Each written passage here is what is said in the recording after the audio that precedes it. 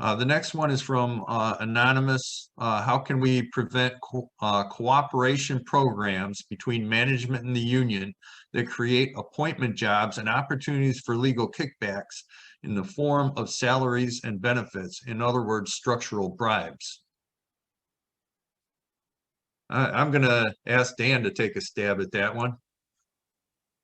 Yeah, I think that's kind of the root of what we're getting at here, right? With one member, one vote. And we really can't follow that trail directly, except in the case of Chrysler, right? Where there was, you know, in the FBI investigation where there was actual, you know, bribe, kickback type things going on. In the GM case, it was kind of GM looking the other way deal, while our UAW guys were raping, pillaging, and lining their own pockets.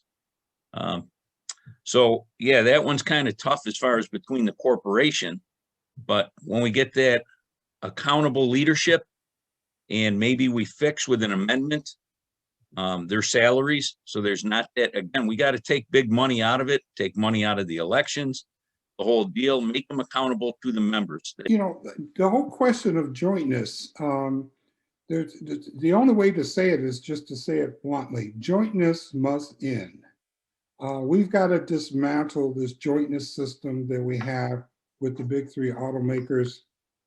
And the only way to do that is, one, we've got to first pass one member, one vote, so that we can then elect candidates to the International Executive Board who will be staunch supporters of dismantling the jointness that has occurred over the last 30 years in the auto industry.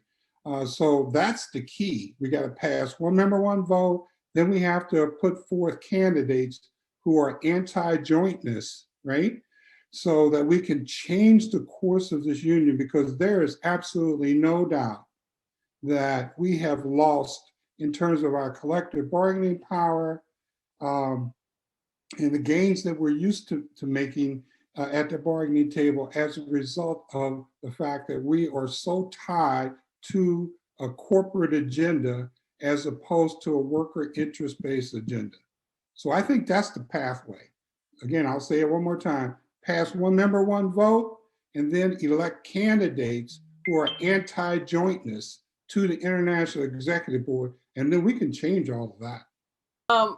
Ending jointness, it wouldn't just benefit us, but it would really have global ramifications. You know, when you think of the struggle in Bogota, Colombia, of the injured workers who were fired, and how because of jointness, the UAW GM department didn't show solidarity, or you consider GM workers in India, where they have a two-tier pay system, and the top tier is about 92 cents, and the second tier is between 45 and 50 cents an hour.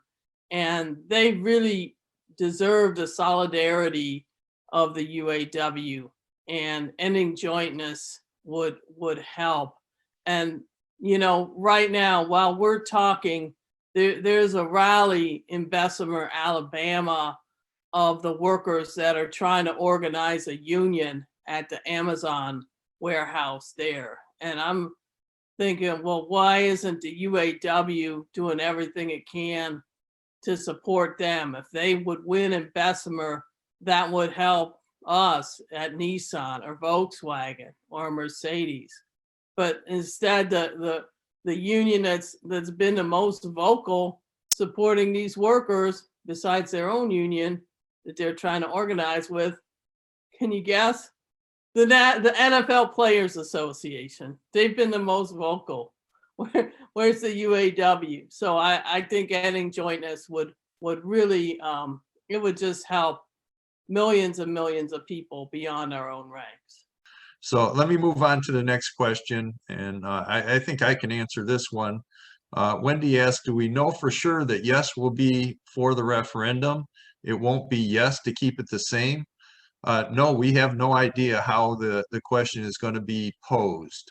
And that's going to rely quite a bit on who is selected as the monitor and what input members are going to have into that process. So, you know, Andrew had alluded to the clause in the consent decree that says interested parties would be able to have input. We intend to stick our nose in there and make sure that our input is part of the process, and we're going to do everything we can to make sure that happens.